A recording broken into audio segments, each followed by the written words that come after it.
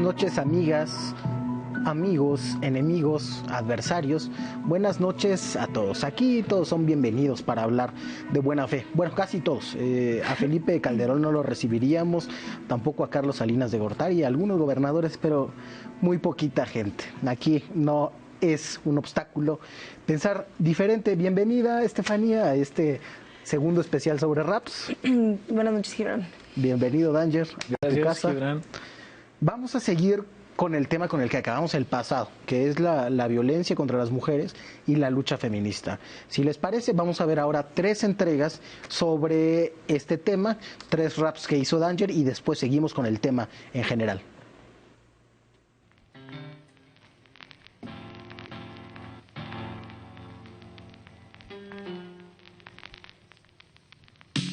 Ingrid Escamilla, 25 primaveras. Su padre le dio escuela, era como un dios para ella. Creció con sus hermanas allá en Necaxa, Puebla, y el que le quitó la vida nació en esa misma tierra. Eric Francisco Robledo, 46 años, divorciado hace algún tiempo, ingeniero civil, respetado por su pueblo. Nadie sabía que llevaba el diablo adentro. Según vecinos gritaban de vez en cuando, todas las parejas gritan, no había de qué preocuparnos. Una noche la pelea no fue lo acostumbrado, los gritos como el alcohol tienden a subir de grado. Se transformó, ella lo reconoció, era el mismo de hace años, el del primer empujón, pero esta vez la mató, la degolló y la destolló. Hay más detalles, no voy a hablar de eso yo. Es la historia de un hombre normal, que no era un asesino serial, no. Es la historia de un hombre normal, no era un monstruo que planeara matar, no. Es la historia de un hombre normal. Y eso lo vuelve peligroso en verdad, porque es la historia de un hombre normal. Y de esos hay millones en esta ciudad. Todos tendremos un punto de quiebre al lado de la locura, esperando pacientemente. Habrá solución para no perder el temple, solo buscar el problema antes de que él nos encuentre. Hay una estructura del machismo enraizada en nuestra cultura de hace siglos, así que compas nos toca romper el ciclo que empieza con el piropo y acaba en feminicidio. Tú eres violento, la violencia se aprende, no viene de nacimiento, pero también se desaprende. Hazlo por ellos, estás a tiempo, antes de que los que amas cambien el amor por miedo. Yo sé que no es sencillo, que pudieras estar en desacuerdo con el feminismo, porque tú sabes que no eres ni violador ni asesino, pero él tampoco lo era hasta que lo hizo. Es la historia de un hombre normal, que no era un asesino serial, no. Es la historia de un hombre normal, que no era un monstruo que planeara matar, no. Es la historia de un hombre normal, y eso lo vuelve peligroso en verdad, porque es la historia de un hombre normal, y de eso sabemos millones en esta ciudad. Mi país en sangre, que el mensaje circule. Mi país en sangre, que el mensaje circule. Mi país en sangre, que el mensaje circule. Que el mensaje circule, que el mensaje circule. Otro feminicidio, esta vez en Ures, Sonora. Esta vez Raquel Padilla, respetada historiadora. Otra vez su pareja, el hombre en el que confía. Las manos que la enamoran ahora le quitan la vida. El hijo menor de ella se da cuenta, intenta defenderla, busca ayuda afuera. Encuentran al asesino sobre Raquel cuando llegan, en la mano un arma blanca, en el pecho un alma negra. Intentó suicidarse, lo salvaron, lo hospitalizaron. Será en vida que pague ese daño. Le dieron 45, tiene 58. En Sonora le desean que ojalá viva 100 años. No serás de nadie si mía no eres. Los hombres creyéndose dueños de las mujeres. No celas lo que quieres, a ver qué te parece. Celas lo que crees que te pertenece. Urgen proyectos de prevención, de concientización de los hombres, de reflexión. Lo tenemos tan adentro porque así se nos crió, pero nos toca reeducarnos y hacer un cambio a favor. Lo de Raquel viene a confirmar lo mismo. Esto no respeta clases, estudios ni oficios. No solo en la ignorancia funciona su mecanismo. A Raquel ni el doctorado la salvó del machismo. Del pueblo yaqui la mayor divulgadora, de las mujeres indígena defensora, y ahora es otra de las 98 mujeres que este año han sido asesinadas en Sonora. Ahora entiendes lo poco que reclaman, puedes empatizar con el miedo del que nos hablan. Ya no están seguras ni en las calles ni en sus casas, y las matan hasta los que juran que las aman.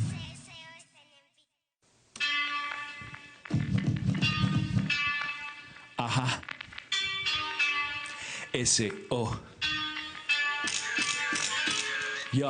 Olimpia Coral fue al Ministerio Público a denunciar la difusión de su video íntimo. Lo vieron frente a ella, del primero al último, y le dijeron que ese no era un delito legítimo. Revictimizada quedó al margen, con pena de salir por lo que habían hecho a su imagen, hasta que su madre la llenó de coraje y hoy tenemos ley Olimpia con el primero en la cárcel. Compartir la intimidad es un derecho sexual, compartirla sin permiso es criminal. Hazlo y lo próximo que vas a ventilar es una celda para 4 en un reclusorio penal. Y cuando tu intimidad está en la plaza, el escarnio público te despedaza.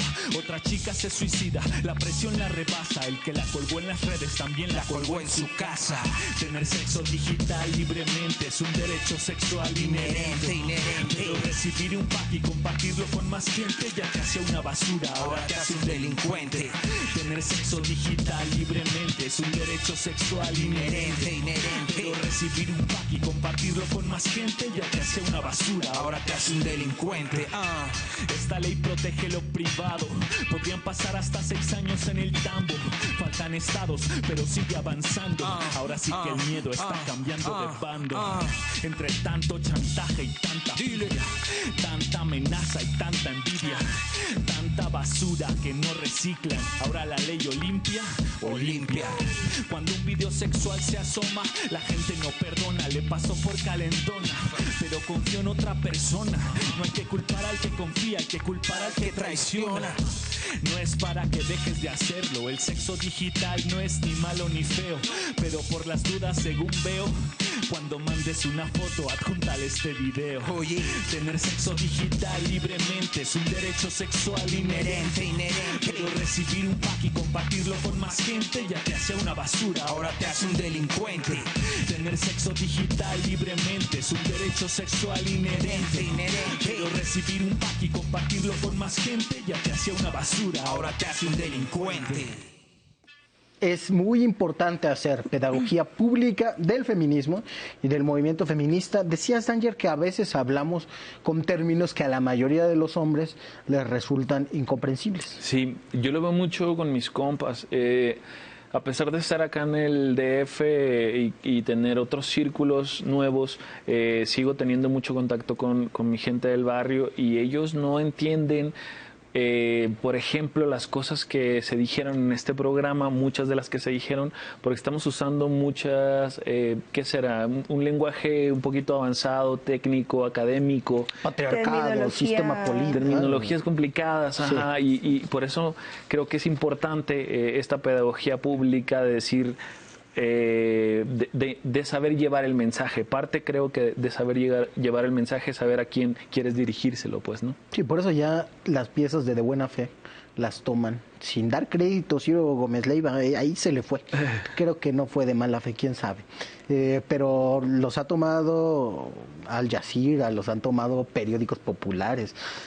Creo que en ese sentido muchas cosas han funcionado. Está sonando en espacios en los que no había sonado ese mensaje. Ajá. Porque es rap. Sí, esa es la importancia de la herramienta de lo que hacemos, pues, creo.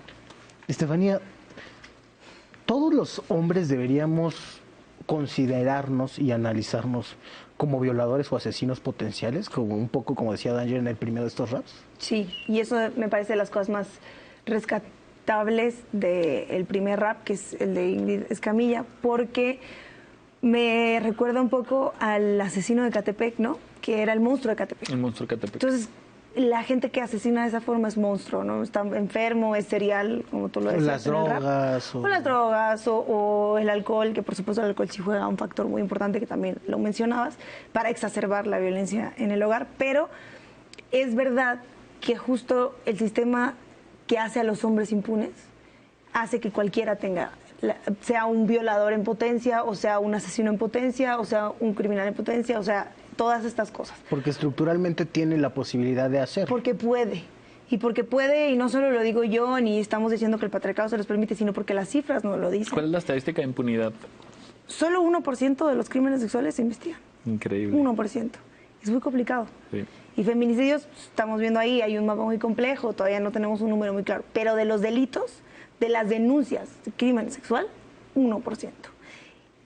eso te habla de un sistema que lo que hace es privilegiar a los hombres, porque claro que es un sistema judicial que está diseñado para ustedes, en ese sentido. Y eso es lo que yo rescataría de esto, porque el morbo que trae el caso de Ingrid Escamilla con el caso del monstruo de Catepec y con muchos otros casos es, claro, es que un hombre puede matar y violar a alguien, pero desollarla ya es too much, ¿no? Desollarla ya fue. Claro, o sea, como si la noticia fuera esa Eso, y no que acabó con y la vida de sangre, su y pareja. las fotos y todo. Sí, una especie de porno del feminicidio se hizo. Hay periodistas que están denunciando que las fotos de Ingrid Escamilla ya se encuentran en espacios en los que los hombres se dedican a eso. Una que trabaja en Capital 21 me lo decía, de hecho hizo un programa al respecto. Es el morbo el que motiva a que otros hombres incluso se hayan reído y hayan hecho memes de este caso. De los memes inadmisibles, y Facebook ahí sí no decía nada. Cuando censuran otro tipo de contenido, pero esos memes que traían, o sea, comparaciones que banalizaban el crimen tremendamente, los dejaron circular. Sí, esta totalmente. frase feminista de que todos los hombres somos asesinos o violadores potenciales causa mucha irritación en los hombres, ¿no? En los hombres en general. Yo he visto a los hombres sentirse amenazados y acusados por esta frase y no entenderlo, ¿no? Por eso muchos de quienes se sienten bien con su conciencia dicen, ¿pero yo qué? ¿No? Exacto. Por eso creo que la frase clave del final es tan importante, ¿no? O sea, este hombre tampoco era un asesino ni un violador hasta que lo hizo, ¿no? Y eso abre la posibilidad de que tú no eres, ¿no? Pero podrías serlo, pues. Y yo diría algo clave en lo que decías de hacer esta referencia a que ella lo reconoció porque fue el primero que lo empujó. Claro. Siempre están preguntando, bueno, es que ¿cómo erradicamos el feminismo? Y el primer paso en el tema es la prevención. Y la prevención no se hace en el feminicidio. Y el primer paso es la prevención, y la prevención tiene que ver con la primera denuncia. La primera vez en la que tú denuncias a alguien que ya fue violento contigo, porque la violencia va escalando y va escalando. Y si esa persona no se queda con esa pareja, va con otra y vuelve a hacer lo mismo, y es un círculo de violencia. Eso, reconocer desde el primer momento y hablarlo como tú lo hacías en el rap, de esto no está bien, esto es violencia, y haces, yo creo que un salto muy importante entre el que la asesinó y la desolló y el que la empujó por primera vez. Yo tenía un tema porque tú me mandaste, Danger me mandó el audio antes y me dijo, oye, chécale acá, me gustaría que vieras el tema, que me pareció un gesto muy importante. Yo tenía un tema con nombrar que la había desollado y que la había degollado y estas cosas, porque me sonaba a mí muy violento, pero dije, claro, es que si no nos nombramos así, sería maquillar una cosa que pasó y que está en fotos, pero que si está en fotos igual no lo podemos decir. Y sería hacer lo contrario que hicieron las primeras planas de otros periódicos, que fue llamarle crimen pasional y hacer un juego de palabras o una suerte de victimización hacia la víctima, ¿no? Y es muy importante el papel que tiene, me quedé pensando, en la impunidad. Es muy importante el papel del movimiento feminista. Me decías, solo 1% se investiga de los crímenes sexuales. Mi primera hipótesis, si me tuviera que acercar al problema como investigador, sería que ese 1% se explica por el movimiento feminista. Hace poco una compañera que trabaja en acompañamiento a casos de estos, le sonó el teléfono, estuvo en eso todo un día, apoyando a una víctima que se tardó en el Ministerio Público todo el día, casi 24 horas, creo. O sea, es de una complejidad enorme, y sin el movimiento de las mujeres, ni ese 1% habría probablemente. Claro. A mí me dijeron, o bueno, hubo un par de comentarios que decían que era muy oportunista hacer un rap sobre esto que estaba sonando, ¿no?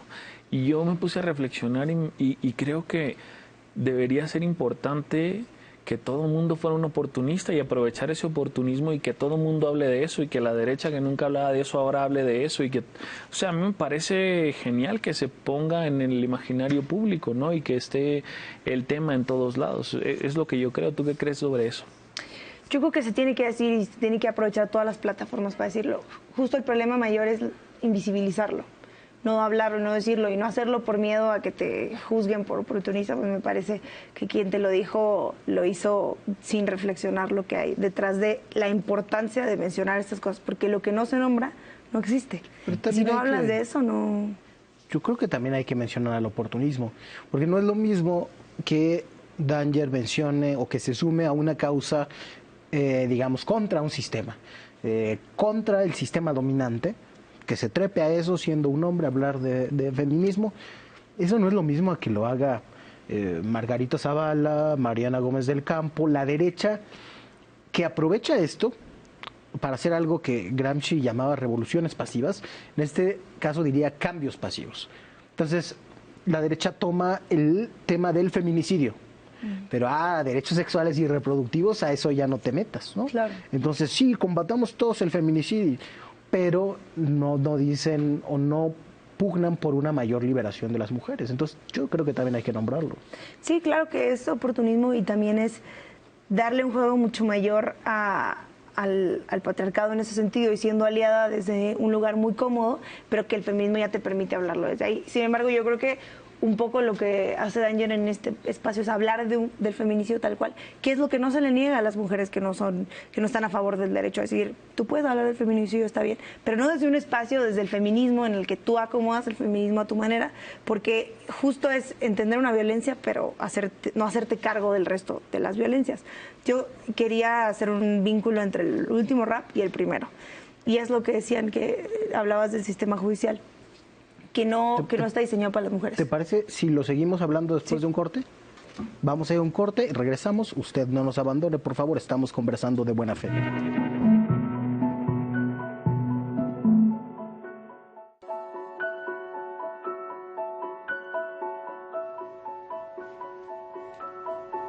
Gracias por seguir con nosotros.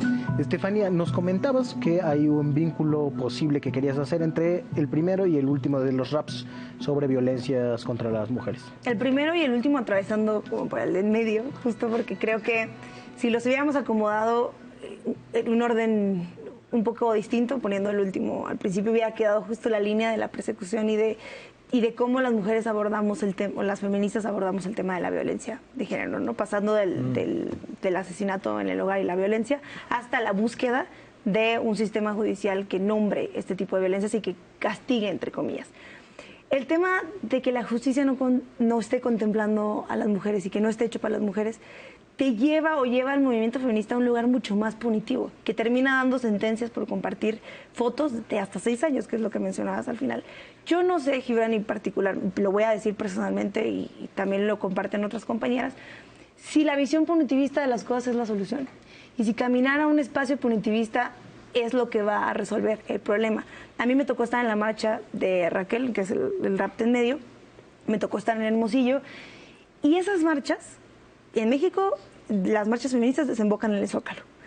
En Hermosillo desembocan en el Poder Judicial. Y ahí es donde se exige, y ahí es donde se nombra, y ahí es donde le gritas a los jueces y pones cartas y rayas el piso y para que quede la marca de que algo no están haciendo. Porque en otros espacios, en otros lugares lo que más molesta es que no se pueda castigar, que tarden en investigar y que dejen feminicidas sueltos. Sí, es un gran problema. Pero si queremos abordar todo el tema del feminismo desde un espacio punitista, pensando que la ley te va a dar toda la libertad y que la ley va a solucionar un problema patriarcal, creo yo que lo estamos haciendo mal. Lo estamos reduciendo a una cosa que se queda en ley muerta y que no pasa nada, y que además el espacio penal lo que pasa y lo que hace con las mujeres al final es volverlas a revictimizar, que nosotros somos las que más sufrimos la prisión preventiva, las altas penas. O sea, creo que no sé si yo estoy... No quiero decir que no estoy de acuerdo con la ley Olimpia, pero creo que la ley Olimpia viene del Me Too. Y el Me Too tiene una cosa de señalar sin verificar la información, porque claro que llega un punto en el que ya hay mucho descontento y estás muy enojada, y entonces, hermana, yo te creo. Y yo te creo ciegamente, y yo te creo y no pasa nada, sin tomar en cuenta cosas que el feminismo ya hicieron, que es si hay más de una denuncia, si lo ha hecho constantemente, cosas que te pueden dar cuenta de lo que ha pasado con eso. Yo creo que hay muchos compañeros a los que no solo les han inventado tweets y que han nombrado que han sido acosadores o estas cosas, pero que el mismo oportunismo que tú mencionabas hace rato hace uso de eso. Y pasa con los movimientos sociales. Parece que el patriarcado empezó a utilizar, y volviendo a lo primero que decías, terminologías que nosotras mismas inventamos para culparnos a nosotras de no ser sororas, pero también para infiltrarse en el movimiento dentro y afectar personas desde el uso político, porque a muchos se lo han hecho con una manera de desarticular su participación política, ¿no?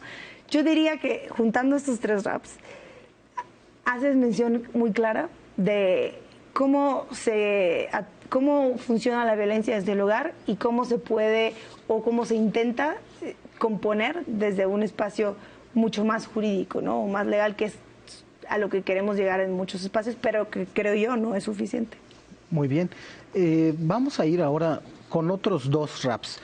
Estamos en tiempos de coronavirus. Seguramente será lo que defina este año para la historia. No sabemos ahora cómo está la situación porque este programa es grabado. Lo grabamos ya en un tiempo de Jornada Nacional de Sana Distancia. Nos preocupa enormemente que hay todavía mucha gente en la calle, gente que participa no solo de la economía informal, que tienen que hacerlo para sobrevivir, sino mucha gente del sector privado formal. Eso nos preocupa enormemente, sabemos que es un tema delicado. Y vamos a ver los 2 temas que nuestro compañero Danger hizo hace algunas semanas al respecto.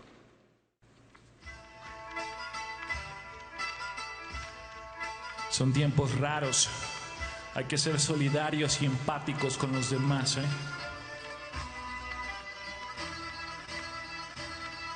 El coronavirus es falso, decían los bobos, y les pasó lo mismo que a Pedrito con el lobo.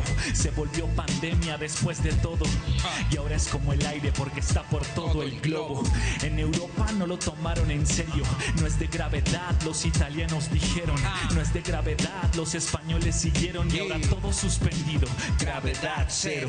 Y los que tienen vacían los anaqueles porque pueden sin pensar en otra gente. El virus vive horas en monedas y papeles. Eso explica la enfermedad en los billetes. Que no salgamos, que hay que atrincherarse, que nos quedemos en casa para que el virus no avance. Pero si no se asegura que al pobre le alcance, no salir no es una opción, es un lujo de clase.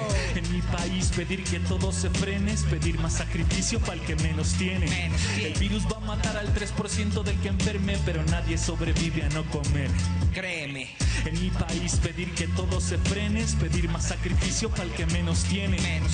Pero el que puede, que en su casa se quede, porque entre más gente afuera será peor lo que se viene. Pero es salir por trabajar, no por bohemio.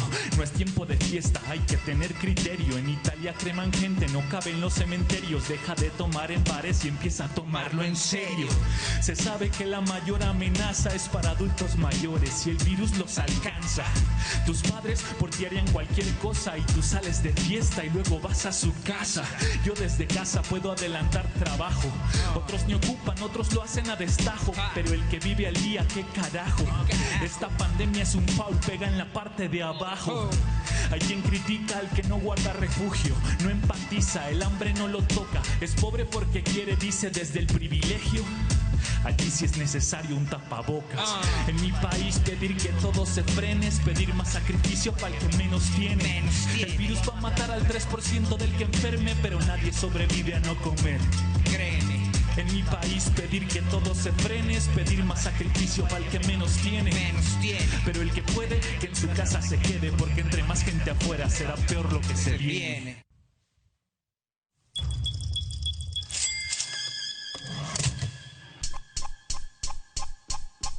Segunda persona que se cura de SIDA. Un trasplante de médula le dio la salida. Su prueba es paradójica, porque mira, es una buena noticia, pero no es positiva. Este método aún no es para todos. Es muy peligroso y puede resultar atroz. Pero para llegar a la meta que queremos, empieza por un paso y ya llevamos 2. Así pasó con la viruela, punto. Mató a 300 millones, punto. Pero encontramos la vacuna y punto final. Se acabaron esos puntos. 75 millones mató la peste negra, bacteria que azotó la Edad Media. Se parece a la corrupción que nos mella, porque vino con las ratas y se va a acabar con ellas. No todos son malas noticias, también vamos a salir de esta. Hay esperanza, amor, inteligencia, pero no olvidemos invertir en la ciencia. No todos son malas noticias, también vamos a salir de esta. Que no lo olviden lo que nos representan. El conocimiento siempre es la mejor apuesta. La tuberculosis te lo prueba, principal causa de muerte en 1950, hasta que Robert Koch detecta la bacteria y se han salvado millones que me incluyan en la cuenta. Al sarampión lo mandamos a la luna, pero volvió, qué mala fortuna. Como si hubiera saludado a un antivacunas, lávate las manos con jabón y espuma. La histeria y su verborragia, el terror engañando a la razón. La ignorancia también se contagia y el miedo mata más que la infección. No es que el coronavirus no sea nada, pero si nos unimos como en épocas pasadas y sale lo mejor de la condición humana, el virus se metió con la especie equivocada. No todos son malas noticias, también vamos a salir de esta. Hay esperanza, amor, inteligencia, pero no olvidemos invertir en la ciencia. No todos son malas noticias, también vamos a salir de esta. Que no lo olviden los que nos representan, el conocimiento siempre es la mejor apuesta. Hay dos planteamientos, Danger, que quisiera retomar de esto. El virus ha sido como un foul porque ha pegado más en la parte de abajo. Y el segundo, bueno, es muy claro. Vamos a salir de esta como sociedad y la humanidad toda. Yo creo que ahora que estamos pidiendo a la gente que haga un mayor esfuerzo por no salir de casa, no sé cómo están las cosas ahorita, ¿no? Este programa es grabado, pero hubo mucha polémica porque cuando hicimos el primer rap, que tú se lo compartiste por ahí a René en Twitter y todo esto, mucha gente no lo había reflexionado al parecer, ¿no? Eso fue lo que causó como mucha conmoción, como, oye, güey, si hay gente que no puede dejar de trabajar porque no come, ¿no?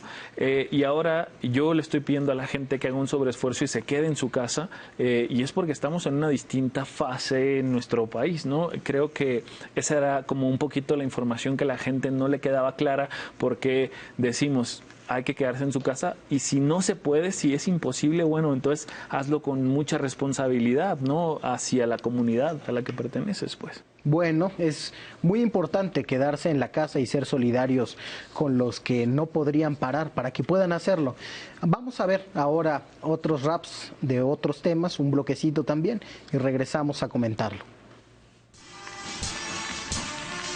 La Alianza por la Salud Alimentaria propone etiquetar los productos en nuestra área, contar sustancias innecesarias en productos que se venden incluso hasta en las primarias. Acompáñame a una imagen entonces, tu hija y la bebida que le compras del lonche, una etiqueta negra en ese jugo que conoces con la leyenda no apto para menores de 12. Exceso de calorías increíble, azúcares, grasas saturadas inservibles, sodio, edulcorantes que no sirven. Literalmente esto se pone indigerible. Primer lugar en obesidad, por eso regulación para empresas con excesos. 98,000 muertos al año en el proceso. Dime que esa no es una razón de peso. Pero la industria no quiere etiquetas largas, dice que van a matar las marcas. Y sin metáforas, ¿sabes a quién ya matan? A los desinformados que les entregan su plata. Pero la industria no quiere etiquetas largas, dice que van a matar las marcas. Y sin metáforas, ¿sabes a quién ya matan? A los desinformados que les entregan su plata. Ya. ¿Quieres saber lo que un producto representa porque quieres comer sano, porque estás a dieta? Recuerda que no te dan la información completa. Es como comprar en Tepito, no te fíes de la etiqueta. Esta nueva norma es buena, sin embargo la etiqueta por sí sola no va a venir a arreglarlo. Ve las cajas de tabaco, de eso estoy hablando. Tienen niños deformes y se los siguen fumando. No leemos las etiquetas y si las leemos da lo mismo porque no las entendemos. Es como poner un letrero que diga veneno en una clínica de ciegos. ¿Entiendes la etiqueta? Si tienes lupa, calculadora y un nutriólogo te educa. De otra manera no vas a entenderlo nunca. Otra cruz como Celia por estar pidiendo azúcar. Pero la industria no quiere etiquetas largas, dicen que van a matar las marcas. Y sin metáforas, ¿sabes a quién ya matan? A los desinformados que les entregan su plata. Pero la industria no quiere etiquetas largas, dicen que van a matar sus marcas. Y sin metáforas, ¿sabes a quién ya matan? ¿A quién? A los que les entregan su plata. Y esto no es todo, ¿no? O sea, va a cambiar las cosas, pero hay que aplicarse con el ejercicio, chicos. Dedicado a mis hermanos activistas en Baja California defendiendo el territorio y el agua.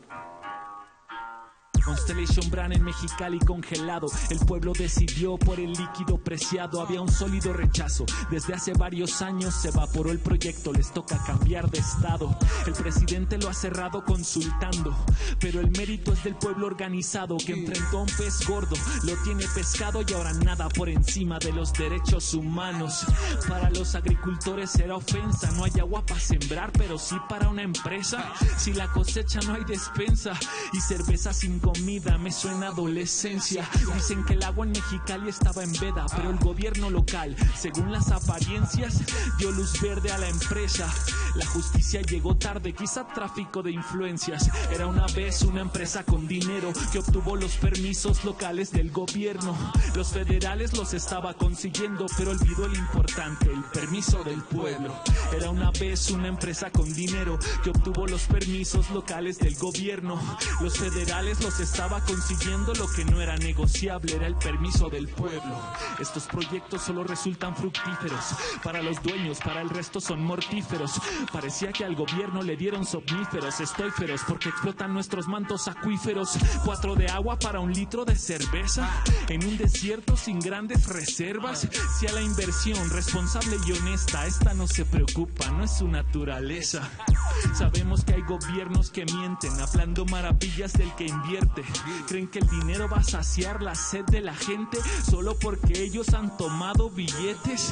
Decían que iban a producir chambas, 700 vacantes exactas. Payasos con zapatos, ¿captas? Ese número no va con sus plantas. Era una vez una empresa con dinero que obtuvo los permisos locales del gobierno. Los federales los estaba consiguiendo, pero olvidó el importante, el permiso del pueblo. Era una vez una empresa con dinero que obtuvo los permisos locales del gobierno. Los federales los estaba consiguiendo, lo que no era negociable era el permiso del pueblo.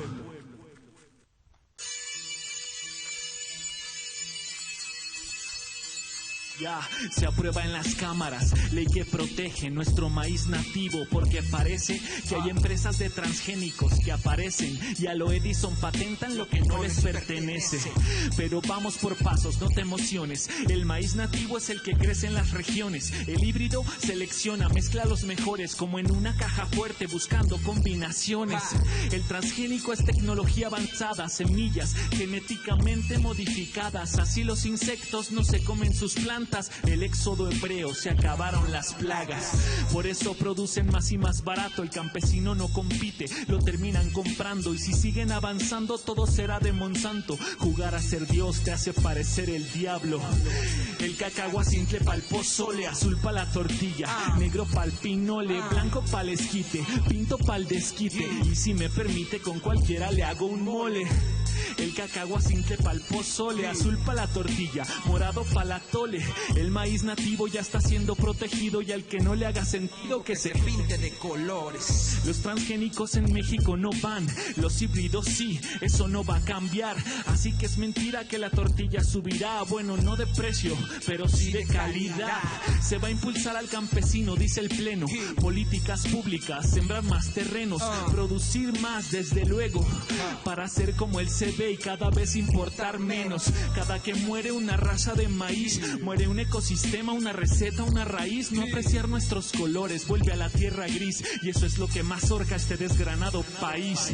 Tecnología sí, pero responsable. Monopolios no, se vuelven feudales. De nada sirve que tu industria sea rentable si son los campesinos los que la riegan con sangre. El cacahuacintle pa'l pozole, azul pa' la tortilla, negro pa'l pinole, blanco pa'l esquite, pinto pa'l desquite. Y si me permite, con cualquiera le hago un mole. El cacahuacintle pa'l pozole, azul pa' la tortilla, morado pa'l atole.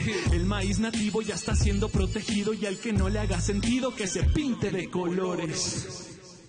Usted no se pinte de colores. Después de un corte vamos a seguir discutiendo este trío de raps.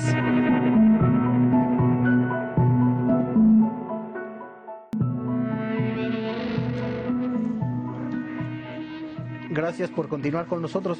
Muchas veces se habla de la economía como si fuera un asunto muy frío y que no tiene que ver nada con la política y que lo vean los economistas.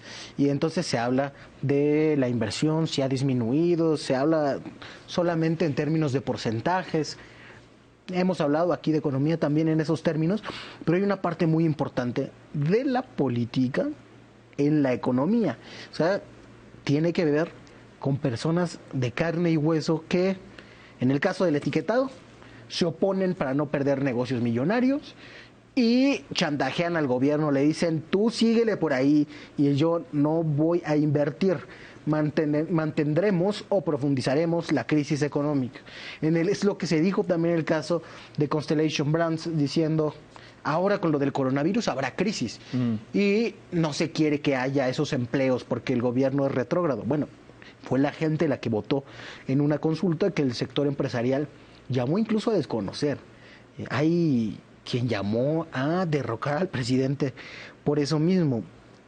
Hay una parte que es el permiso del gobierno y hay otra que es el permiso del pueblo, decías, Danger. Sí. Y creo que eso tiene que ver también con el último, con el del maíz, porque tiene que ver con la propiedad pública o privada de cosas que en realidad son de todos y que tienen impacto en cosas como nuestra dieta diaria. Es que creo que no debe priorizarse jamás la economía sobre la salud y que al final se debe entender que lo primordial es el bienestar general, ¿no? Entonces, a veces parece cuando no lo entiendes, yo escucho estos raps y creo que si yo los hubiera escuchado hace varios años, hubiera dicho como, qué izquierdoso, qué onda con el progreso, ¿no? Pero una vez que profundizas y te metes a estos temas, entiendes que se está hablando del progreso montándose en la gente que menos tiene, pues, ¿no? O sea, eso no es para mí lo que debería ser el progreso, pues, sino debería ser un progreso comunitario en el que todo el mundo salga beneficiado. Está chido que quieras hacer negocio, pero que sea un negocio justo. Esa es la clave, creo. Todos estos raps tienen la misma clave, que no son justos hacia todo el mundo, pues, ¿no? Le llaman tratos leoninos o algo así, ¿no? Estefania, ¿cómo viste al gobierno en ese caso? Bueno, a los gobiernos, al federal, al del estado. Bueno, en el caso de Baja California era muy claro que había un interés del gobernador, que es Jaime Bonilla, porque fuera positivo esta consulta, ¿no? Porque la gente al final decidiera que sí se instalara esta cervecera, que hay que decirlo, tenía un impacto muy importante en el tema del agua en la comunidad. Y justo era muy curioso porque era el gobierno quien estaba impulsando la consulta muy fuerte, ¿no? Entonces el gobierno le quería apostar a toda la consulta pensando en que quizá si el gobierno hacía la consulta se ganaba. Y creo que eso es un gran ejemplo de cuando el pueblo organizado pues se pueden ganar un montón de cosas, pero sobre todo que el hecho de que el Estado haga la propia consulta no significa que va a ser positiva para el mismo. Y eso yo creo que fue un gran golpe para el mismo Estado. O sea, creo que el gobernador todavía no se repone de esto, porque además dice salió a decir un poco, ¿no? Cómo perdí mi propia consulta. Pues no, es que la consulta no es tuya, es de todos. Justo es algo eso. que se ve desde afuera es como si el presidente hubiera detenido este proyecto, pero una vez que te metes a investigar ves que hay un proyecto de activismo y una lucha del territorio de hace varios años. De hecho, los activistas tampoco estaban a favor de la consulta porque les parecía que iba a ser amañada, sí, ¿no? Entonces ninguno de los dos lados estaba. Para mí es una victoria del pueblo que le dice a la corporación que ahí no es, que es un desierto y que va a hacer falta el agua en algún punto, pues, ¿no? Y que tiene... Yo sí le doy su papel al presidente porque estoy seguro de que sí. Fue sensible ante el hecho, pues, ¿no? Sí, Peña Nieto, Calderón seguramente habrían dicho. México le da para atrás a la inversión, ¿no? Sí, yo creo que él sabe que esto iba a tener un costo político, pero la clave es que tenemos un presidente sin dobleces. Muchos intentan buscar las segundas intenciones. No, si desde la campaña dijo que se iba a consultar a la gente y que fuera la gente la que decidiera, no el proyecto de un gobernador, de una empresa, quizá del gobierno federal anterior. Entonces, creo que tiene una auténtica convicción democrática y que eso fue lo que primó en este sentido. El presidente tiene muchos amigos empresarios, ha hecho bueno, en la Ciudad de México, por ejemplo, fue un tiempo en el que hubo mucha inversión cuando él gobernó. O sea, no es para nada un anticapitalista, eso está claro. Pero antes que el desarrollo capitalista está la democracia. Y yo creo que se cumplió con eso. Sí. Bueno, si les parece, vamos a ver otro rap y regresamos para comentarlo.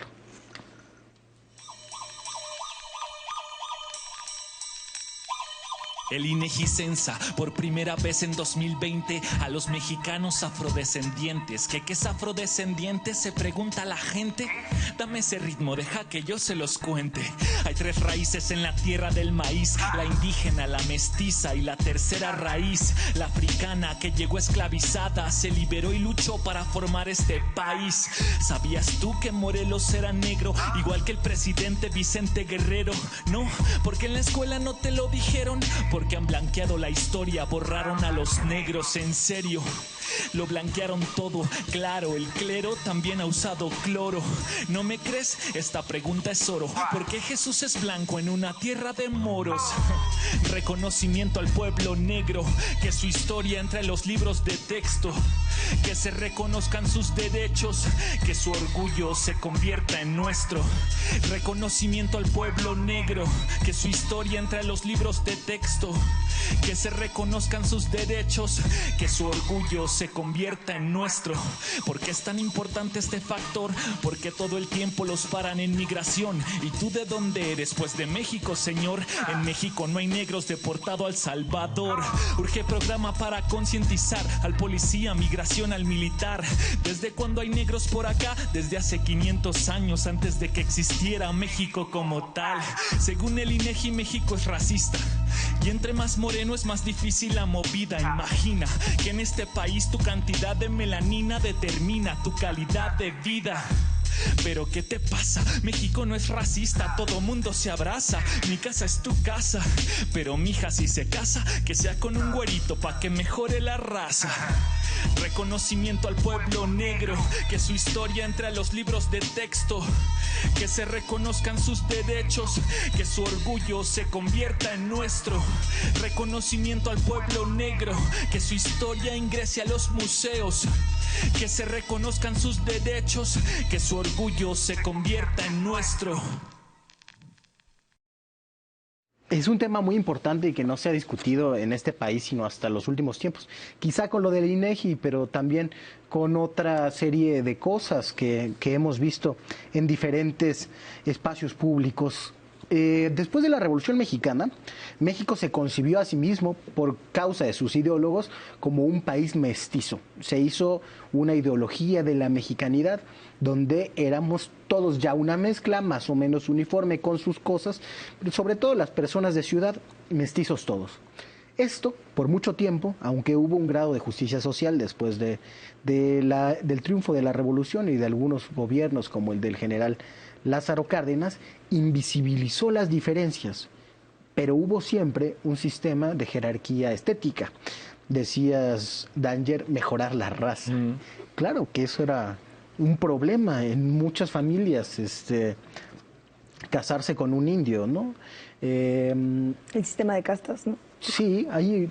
El salta para atrás le decían cuando tenías más de negro que de mestizo o que de blanco. Sí, ahí parece que hay un componente un poco mitológico, no funcionaba como tal, han dicho algunos historiadores de la conquista, pero sí que hay una estructura que privilegia la blancura. Sí. El estudio de INEGI mostraba que es más fácil la movilidad social. Sí. Pigmentocracia se llama. Sí, en la televisión comercial la mayoría de las personas que aparecen, por ejemplo, son blancas.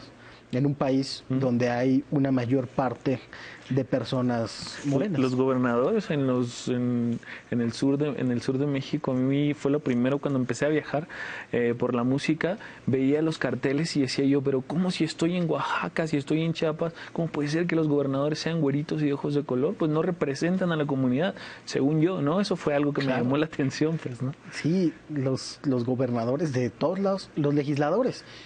Adrián Santuario presentaba un trabajo que publicó en El País, creo que lo han seguido actualizando Patricio Solís y Pablo Reyes Moctezuma, es lo de la representación política, como un país que es moreno tiene a la mayoría de sus representantes mucho más blancos que la población en general. Le pusieron un pantone Sí. de color. Y la bancada del Partido Verde podría ser sueca, Sí. sin ningún problema. Total. ¿No? Es un país en el que no se representa esa diversidad, digamos, esa proporción. Pero lo que ofende hablar de eso. Ofende muchísimo. Hablar de color, a mí me tocó con el tema de la meritocracia, ofende mucho.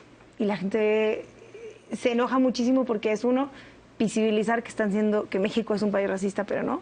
Y que hay un componente de privilegio en todo lo que tú hiciste simplemente por ser blanco. Claro. Y eso ya molesta un poco y eso te lleva a negarlo. Hay mucha gente, y se dio la discusión, en contra de que el INEGI está preguntando si eres afro, si te consideras de la comunidad afro o no.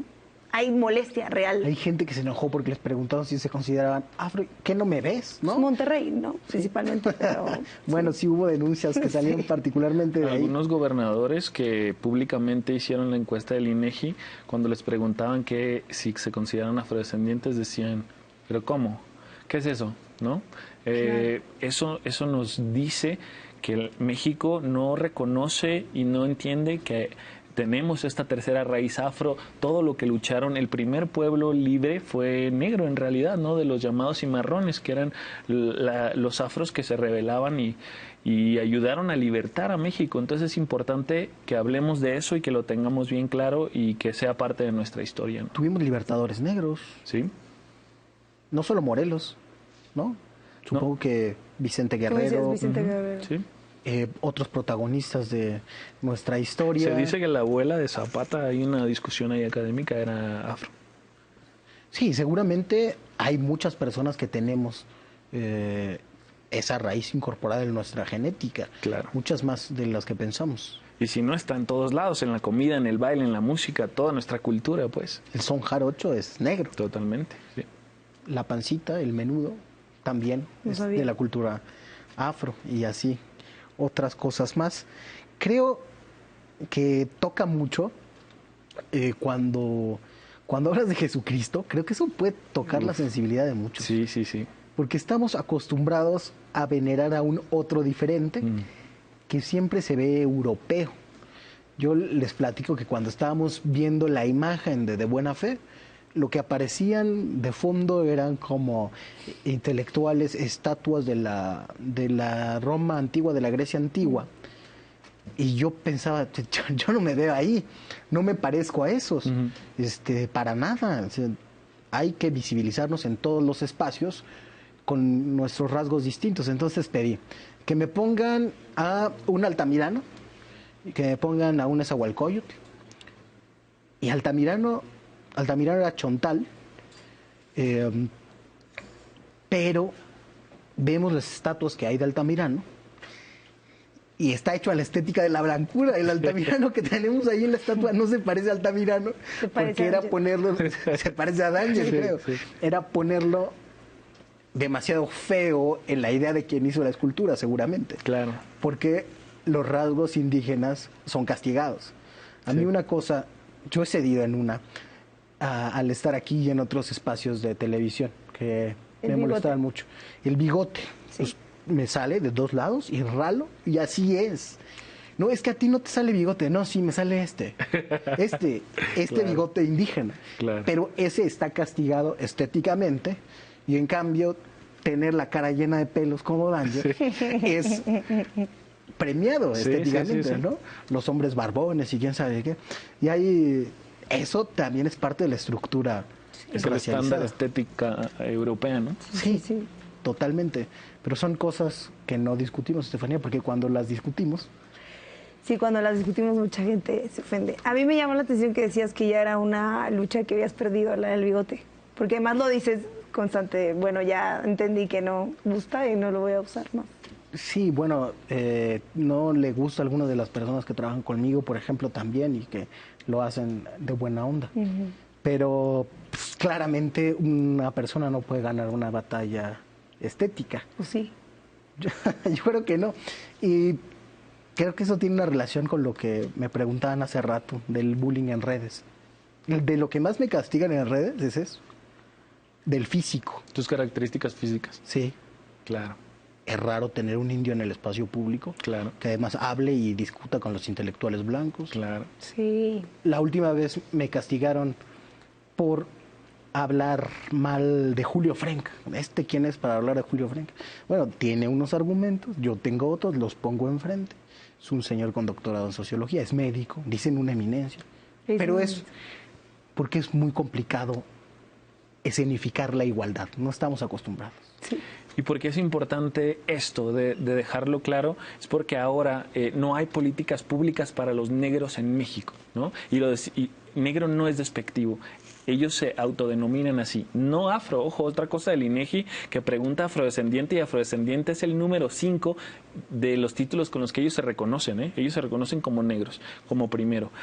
Muy bien. Y entonces ellos no tienen políticas públicas porque no son de una minoría, no son de una comunidad indígena. Claro. A veces tienen que mentir y decir que son mixtecos para que los atiendan en seguro social, cosas así, ¿no? Seguiremos reflexionando sobre ello. Ahora ya nos vamos. Acompáñenos el próximo lunes para conversar de buena fe. Gracias, Estefanía Danger. Gracias a ti. Gracias, Gibran.